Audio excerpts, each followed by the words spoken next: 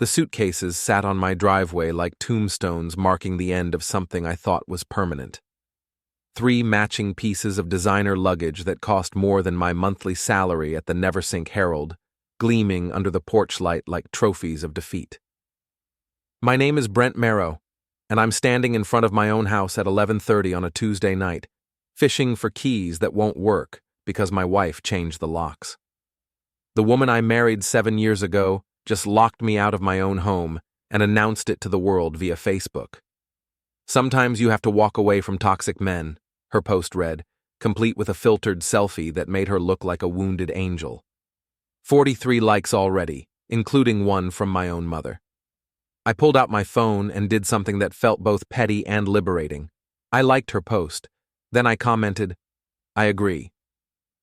The irony wasn't lost on me. Liora Selrick, she kept her maiden name because it sounded more influencer-friendly, had just handed me the perfect opening move in a game she didn't even know we were playing. I walked back to my car, a 10-year-old Honda that Liora constantly complained about, and drove 3 blocks to the 7-Eleven. While sitting in the parking lot under fluorescent lights that made everything look sickly, I took a photo of those suitcases and posted it with the caption, "Start walking." My phone buzzed immediately. Text from Liora. "You're being childish." I typed back, "You're being homeless." The beauty of small-town drama is that everyone's watching, everyone's talking, and everyone's taking sides before they even know what the fight is about. Neversink, New York, population 12,000, thrives on gossip like a plant thrives on sunlight. And Liora, with her fitness coaching business and her carefully curated social media presence, had just given me the perfect stage for what was about to become her very public downfall. I drove home and found Mrs. Miriam Kowalski, my 73-year-old neighbor, standing on her porch in a bathrobe, phone in hand. "Evening, Miriam," I called out, getting out of my car with deliberate casualness. "Oh, Brent, honey, I heard the commotion. Are you okay?" Miriam had lived on Maple Street for 40 years and knew everything about everyone. She was also the unofficial town crier, spreading news faster than any social media platform. "Just a little spring cleaning," I said, walking up to the suitcases. Liora decided she needed some fresh air. I picked up the first suitcase, the heaviest one, and carried it to the curb. Then the second, then the third. Each movement was deliberate, visible, and absolutely guaranteed to be reported throughout the neighborhood by morning. "Should I call someone?" Miriam asked, though she was already filming with her phone. "No need," I replied, "just documenting some personal property that needs to find a new home."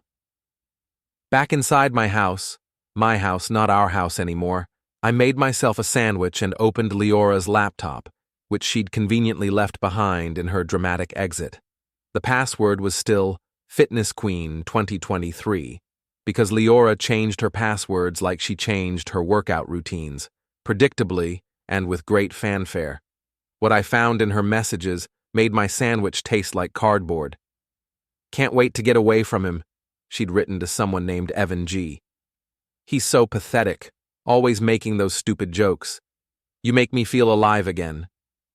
Evan G. responded with a shirtless photo and, "Pack light, babe. We'll buy you new everything." I scrolled through weeks of messages, each one a small knife twist. They'd been planning this for months. The gym membership she'd insisted we couldn't afford. She'd been meeting him there. The girls' nights that became more frequent, dates with Evan G., the sudden interest in finding herself. She'd found herself all right, wrapped around some muscle-bound real estate developer with more money than sense. But here's the thing about being underestimated your entire life. You learn to pay attention, you learn to listen, and you learn that information is the most powerful weapon you can wield. I took screenshots of everything, every message, every photo, every plan they'd made. Then I created a folder on my desktop labeled New Chapter and started organizing my evidence. By 2 a.m, I had a complete dossier of my wife's affair, including photos of her and Evan G. at restaurants I couldn't afford, hotels I'd never seen, and vacation spots she'd told me were business trips for her fitness coaching. I also found something else. Evan G's full name was Evan Greer, and he owned Greer Development, the company that had been buying up properties around Neversink for the past 2 years. The same company that had tried to buy the building where the Herald was located. The same company that had been pushing longtime residents out of their homes with aggressive buyout offers. This wasn't just about a cheating wife anymore. This was about a man who made his living destroying communities, and he'd picked the wrong community newspaper editor to mess with. I closed the laptop and went to bed in my own house, on my own terms, with my own plan already forming.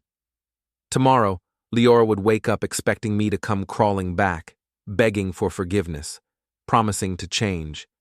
She'd expect tears, pleading, maybe some grand gesture to win her back.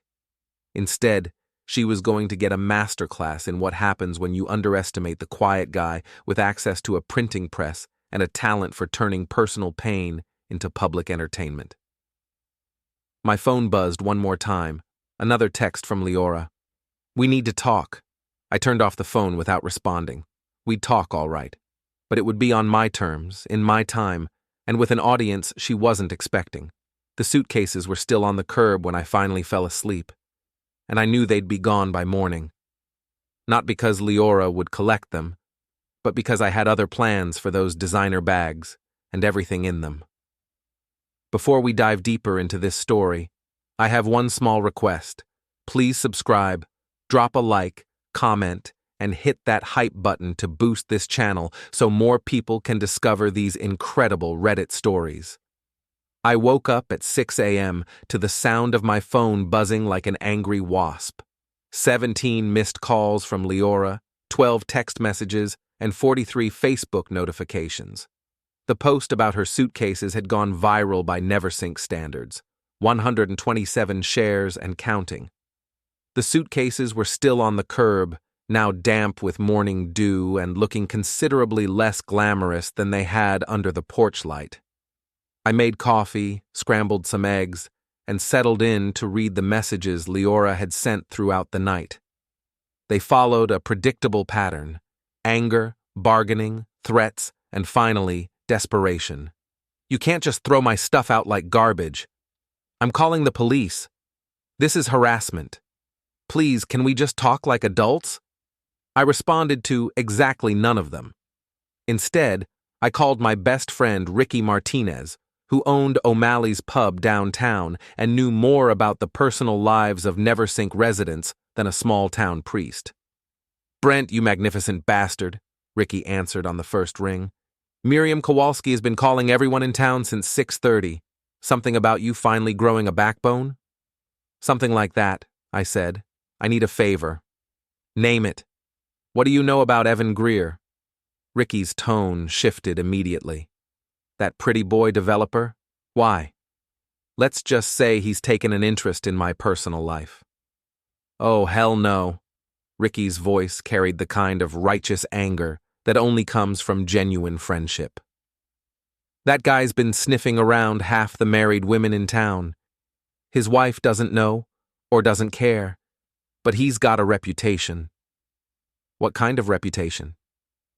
"The kind where he promises these women he's going to leave his wife, take them away from their boring lives, make them feel special.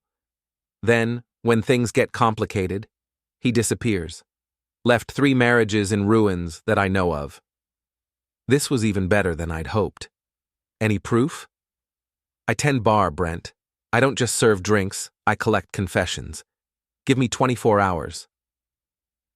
After hanging up with Ricky, I drove to work at the Neversink Herald. Our office occupied the second floor of a building that had seen better decades, with windows that rattled when trucks passed and radiators that clanged like prisoners trying to escape.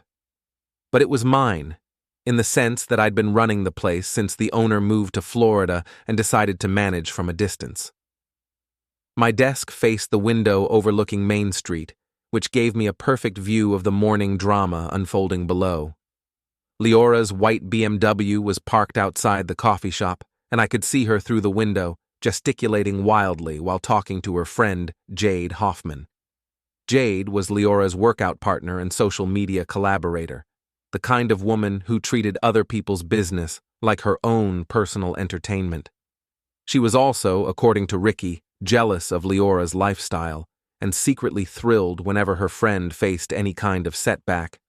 I pulled out my phone and took a photo of Leora's animated conversation, then posted it with the caption, "Some people process change differently than others." Within minutes, my phone was ringing. Leora's name flashed on the screen. I let it go to voicemail.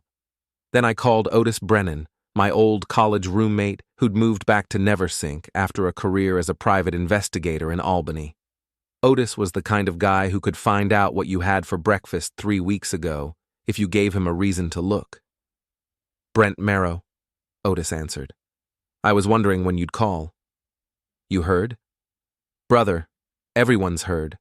Miriam Kowalski called my mother at 7 a.m. to make sure I knew that poor Brent was finally standing up for himself. I need some professional consultation."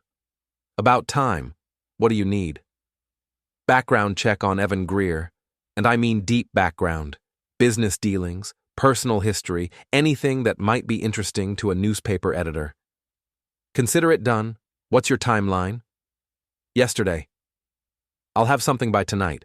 But Brent, whatever you're planning, be smart about it." "Smart is all I've got." I spent the morning working on the paper's weekly edition, but my mind was on strategy. Liora expected me to react emotionally, to make grand gestures or desperate pleas. She'd built her entire manipulation playbook around my predictable responses to conflict, but I wasn't feeling predictable anymore. At lunch, I drove home to find the suitcases gone from the curb. For a moment, I thought Liora had finally collected them. Then I checked my security camera footage and saw something much more interesting. Jade Hoffman loading the bags into her own car at 9:30 a.m. I called Jade's number, which I still had from the days when Liora and I socialized with other couples. "Brent?" She sounded surprised and slightly guilty. "Hey, Jade. I noticed someone picked up those suitcases from my curb this morning." "Oh, that. Liora asked me to get them. She was too upset to come herself." "Where is she staying?" I probably shouldn't say." "That's fine. But I hope she knows that taking someone else's property without permission is technically theft. Not that I'm planning to press charges or anything." The line went quiet for a moment.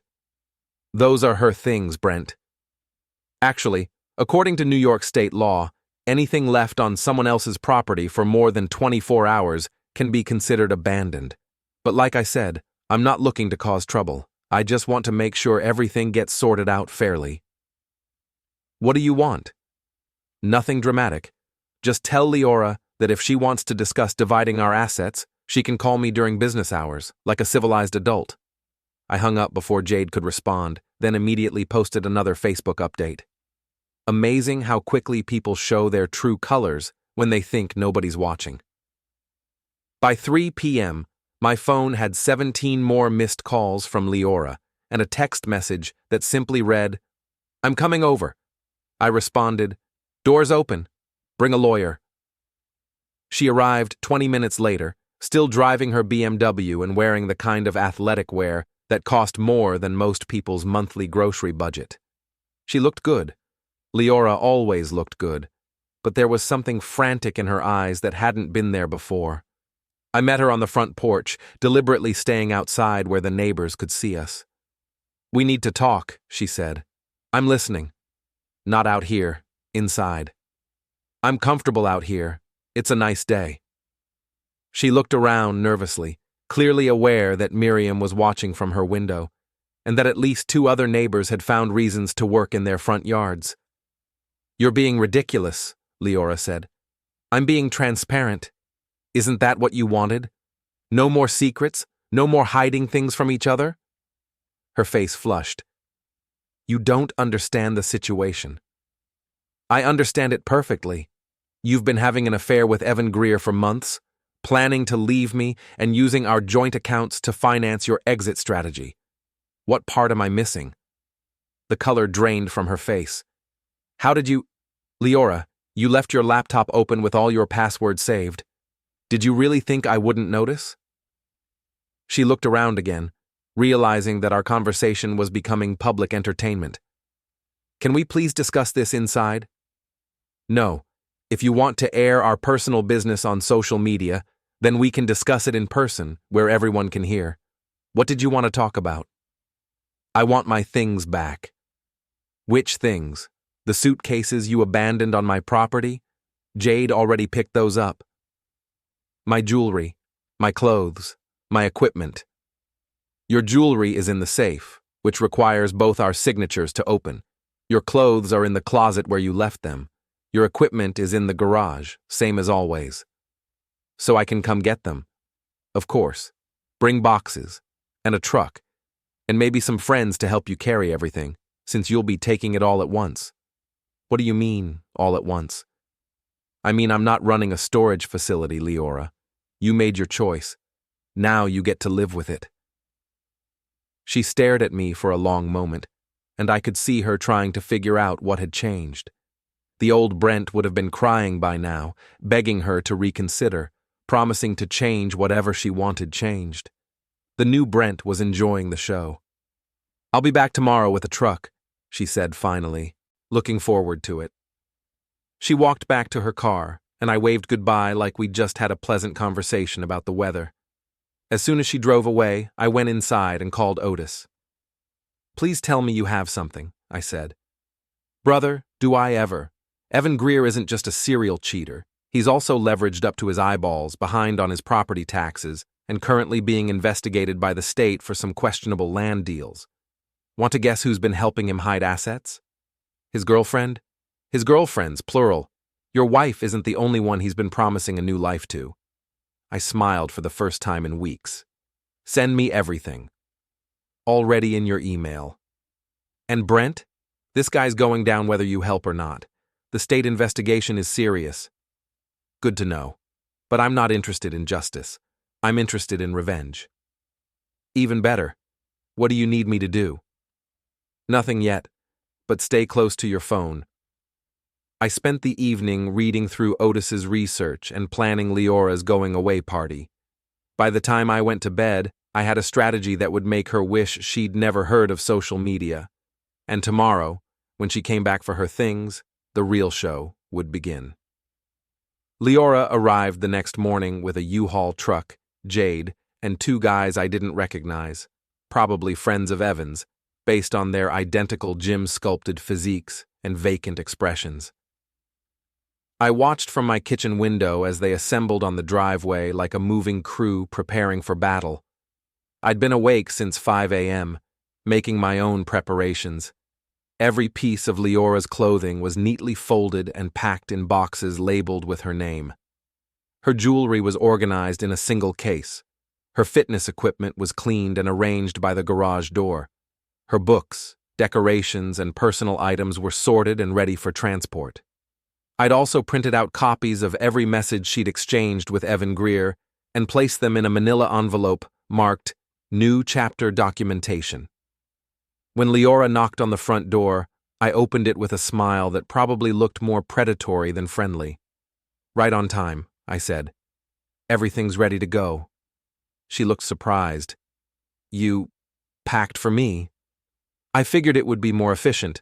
Plus, I wanted to make sure you got everything that belonged to you, and only what belonged to you. The distinction wasn't lost on her. What's that supposed to mean? It means the laptop stays here since I bought it. The car stays here since it's in my name. The furniture stays here since we bought it together and you're the one leaving. That's not fair. Fair would have been having this conversation before you started planning your exit with another man. Jade stepped forward, clearly trying to defuse the situation. Maybe we should just focus on getting Leora's things loaded. Great idea, I said, handing Jade the manila envelope. These are copies of some documents Liora might need for her new living situation, financial planning, that sort of thing. Jade took the envelope without looking inside, but I could see Leora's face go pale. What documents? Liora asked. Just some records I thought might be helpful. You know how important it is to keep good records. The next 2 hours were a masterpiece of passive-aggressive theater. I helped carry boxes, offered water to the moving crew, and made pleasant conversation with the neighbors who found excuses to watch the proceedings. I was the picture of a reasonable, cooperative, soon-to-be ex-husband. Meanwhile, Liora grew increasingly agitated as she realized exactly how thorough I'd been in separating our lives. Every shared account had been closed or transferred to my name only. Every subscription service had been canceled. Every automatic payment had been redirected. "What about my gym membership?" she asked as they loaded the last box. "I canceled it yesterday. The refund should be in your account by next week." "Brent, I need that membership. It's where I meet my clients. I'm sure Evan can help you find a new gym." The silence that followed was so complete I could hear Mrs. Kowalski's wind chimes 3 houses away. "How long have you known?" Liora asked quietly. "Long enough to document everything." "What are you going to do with those documents?" "That depends entirely on how you handle the next few weeks." She stared at me for a moment, then walked to the truck without another word. I watched them drive away, then went inside and opened my laptop. Jade had left the manila envelope on the kitchen counter. I opened it and found exactly what I'd expected. Nothing. The envelope had been empty. But now I knew that Liora was scared enough to take whatever I gave her without checking, which meant she understood exactly how much trouble she was in. My phone rang. "Ricky, please tell me you got all of that on video," he said. "Security cameras caught everything." "Why?" "Because Jade just walked into my bar looking like she'd seen a ghost, and she's asking everyone if they know a good lawyer." "Interesting. What did you tell her?" "I told her the best lawyer in town was probably busy, since word is getting around that Evan Greer might need one too." "What kind of word?" "The kind that says the state investigation into his business dealings is about to go public. Apparently, he's been using shell companies to hide assets and avoid taxes. Some of those shell companies might have had help from people who didn't know they were breaking the law." I felt a cold satisfaction settle in my chest. How public is about to go public? Front page of next week's Herald kind of public, if a certain newspaper editor decided it was newsworthy. Hypothetically speaking, of course. Of course. I spent the afternoon writing the most carefully worded article of my career. I couldn't accuse Evan Greer of anything that wasn't already part of the public record, but I could certainly report on the state investigation and its potential impact on local property values. I could mention the shell companies and their registered addresses. I could even include a sidebar about how unsuspecting individuals might find themselves legally liable for activities they didn't fully understand. It was journalism at its finest, factual, informative, and absolutely devastating to anyone who might have been helping Evan hide money in accounts under their name. By 6 p.m., I had a draft that would end Evan Greer's career and potentially land Liora in legal trouble she'd never seen coming. My phone buzzed. Text message from an unknown number. "We need to talk. This is Evan." I stared at the message for a moment, then typed back, "I don't talk to sources until after publication. This isn't about the newspaper. This is about your wife. My wife is your problem now. She doesn't know anything about my business dealings. Then she has nothing to worry about. I can make this worth your while." I screenshot that message and added it to my evidence folder. Then I typed, "Are you attempting to bribe a journalist?"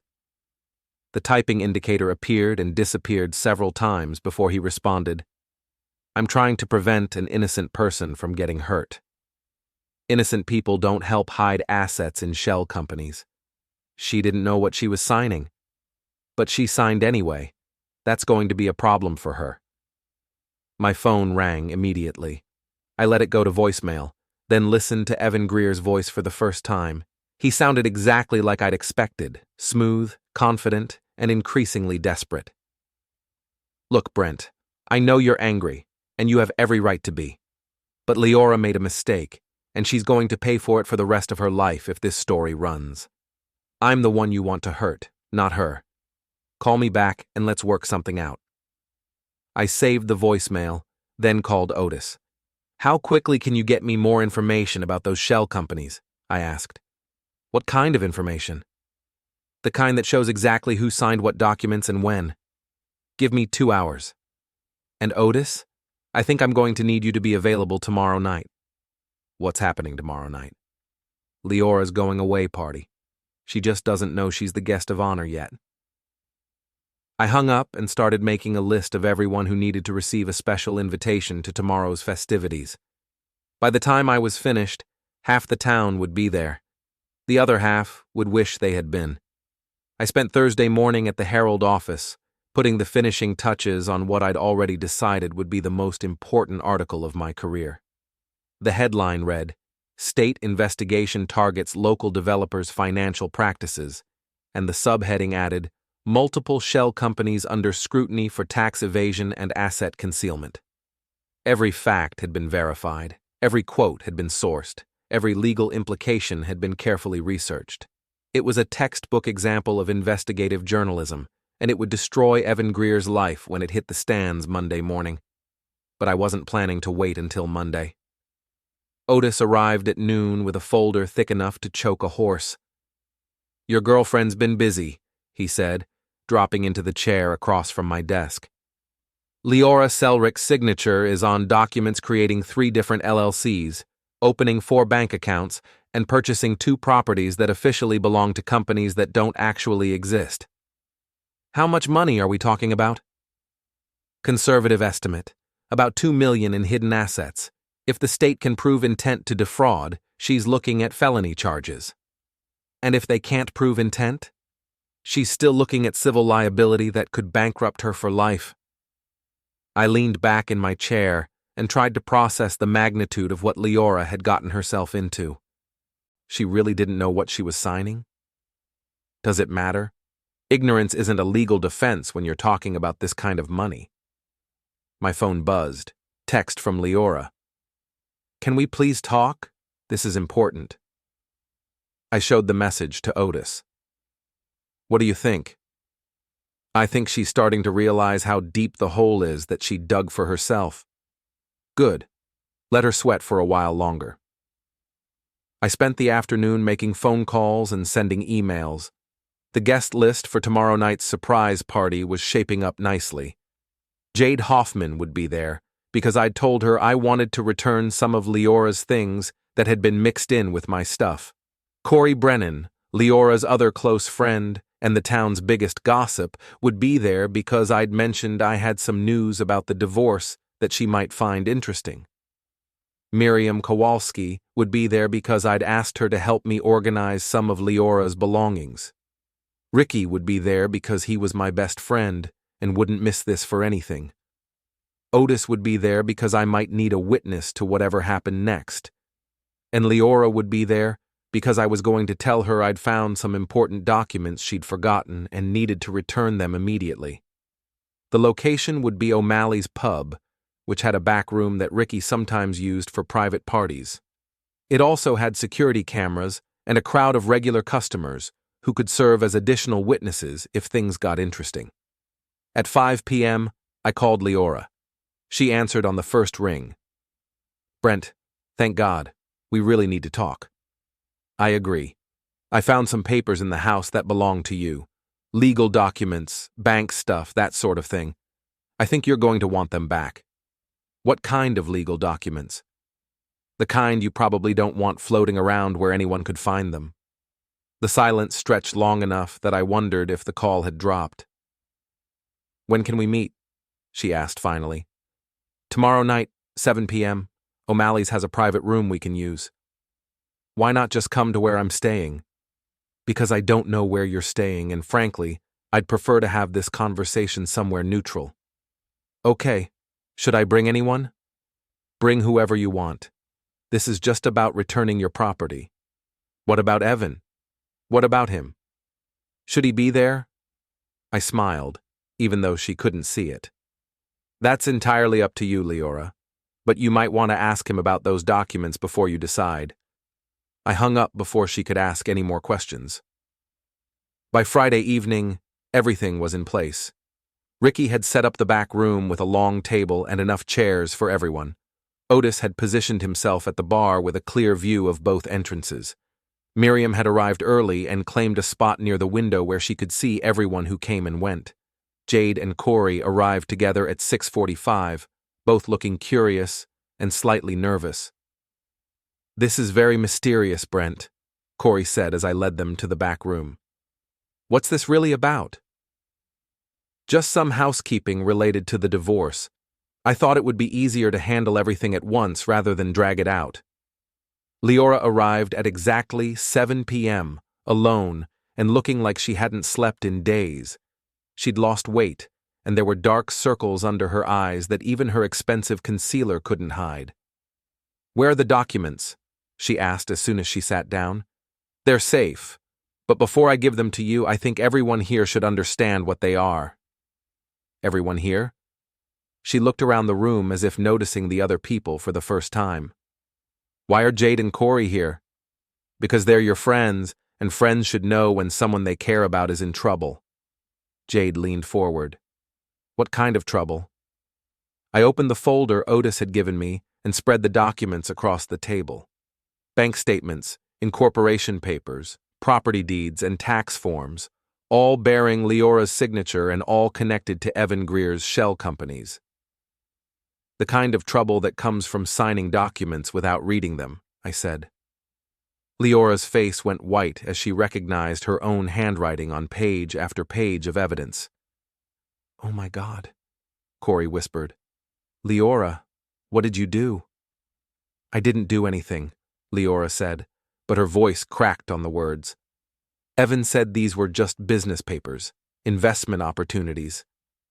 "Investment opportunities in companies that don't exist," I said, "using money that was supposed to be reported to the IRS. Jade picked up one of the bank statements. "This account has your name on it, Liora, and there's $200,000 in it. That's not my money, but it's your account, which means, legally speaking, it's your responsibility." Miriam, who had been quietly listening from the corner, finally spoke up. "Honey, you need a lawyer. Tonight." "I can't afford a lawyer," Liora said, and for the first time since this whole thing started, I almost felt sorry for her. Almost. "You can't afford not to have a lawyer," Otis said, speaking for the first time since the meeting started. "The state investigation is going public Monday morning. Once that happens, every account with your name on it gets frozen pending a full audit." "How do you know about the state investigation?" I smiled. "Because I'm the one writing the story." The silence that followed was so complete I could hear the jukebox playing in the main bar. "You're going to destroy my life," Liora whispered. "No, Liora. You destroyed your own life. I'm just reporting on it." She looked around the room at faces that had gone from curious to horrified to disgusted in the span of 10 minutes. "What do you want?" she asked. "I don't want anything. This isn't about what I want anymore. This is about consequences. There has to be something, some way to fix this. The only way to fix this is to cooperate with the state investigation and hope they believe you were just a naive woman who trusted the wrong man. And if I do that, then maybe you only lose everything instead of going to prison." Corey stood up abruptly. "I can't be part of this. Liora, you need to call your family tonight." "My family doesn't have money for lawyers." "Then you need to find someone who does." Jade was still staring at the bank statements. "How could you be so stupid?" "I thought I was in love," Liora said, and started crying. I watched her fall apart and felt nothing but cold satisfaction. This was what justice looked like, not dramatic or violent, just the inevitable result of choices and consequences. "The documents are yours," I said, sliding the folder across the table. "What you do with them is up to you." I stood up to leave, but Liora grabbed my arm. "Please," she said, "don't publish that story. I'll do anything." "There's nothing you can do, Liora, and there's nothing I want from you except for you to understand that actions have consequences. I made a mistake. You made a series of choices, and now you get to live with them. I walked out of O'Malley's and into the cool evening air, leaving Liora to face the wreckage of her life with whatever friends she had left. The story would run Monday morning, and by Monday afternoon, everyone in Neversink would know exactly what kind of person Liora Selrick really was. But first, I had one more conversation to have with Evan Greer. Saturday morning was crisp and clear when Evan Greer's black Mercedes rolled into my driveway. He looked like a man who hadn't slept, nervous, drained, and out of options. "We need to talk," he said. "I'm listening." "Not out here. I'm fine right here." He glanced around, aware the neighbors had noticed him. "Liora doesn't deserve what's coming. She earned it. She didn't know what she signed. You've said that. It doesn't matter. I can make this worth your while. Are you bribing me again? I'm trying to fix this. For her." Liora chose everything she did. Affair, documents, hiding assets. She trusted me. And you exploited that. Desperate, he stepped closer. "I can give you information about other women, other marriages. Not interested. I could disappear, leave town. You should anyway. I can help her get immunity. I have records, proof I misled her. If I testify, the state might make a deal. And in return? 72 hours. Don't publish yet." I finished my coffee. "No." "Why not?" "Because she doesn't get a free pass, and because I don't trust you. I'm trying to do the right thing." "Too late for that." He pulled out his phone. "I'm calling her. I'll tell her everything." "Go ahead." He made the call. Lots of apologies and instructions for her to get a lawyer. "She's not speaking to me," he said. "Smart woman. You're really going to destroy both of us. I'm going to report the news. What happens next is on you two." Nothing he said changed my mind. He left, looking defeated. I went inside to finish Monday's story. At noon, Liora called. "He told me everything." "Good. I need help. I can't do this alone. You should have thought about that earlier. Please, help me find a lawyer. Help me cooperate." "Why would I? We were married 7 years. And you burned all of that? So you'll let me go to prison? You'll face whatever comes from your choices. I can't believe how cold you are. I'm done being manipulated." I hung up. Sunday, I finished the article and enjoyed the quiet. Monday, the Neversink Herald released it. By noon, other outlets picked it up. By evening, it was everywhere. Evan's company denied wrongdoing but announced he was taking a leave. The Attorney General said more charges might follow. Liora vanished from social media. I never saw her again. Rumor said she moved to Buffalo, taught fitness classes, and testified against Evan in exchange for immunity. Most people agreed she got what she earned. I kept my house, my job, and the satisfaction of having the last word. The Herald won a state award, and I used the prize money for a warm vacation. When I returned, a new barista downtown didn't know anything about my past. I introduced myself. It felt like a proper beginning,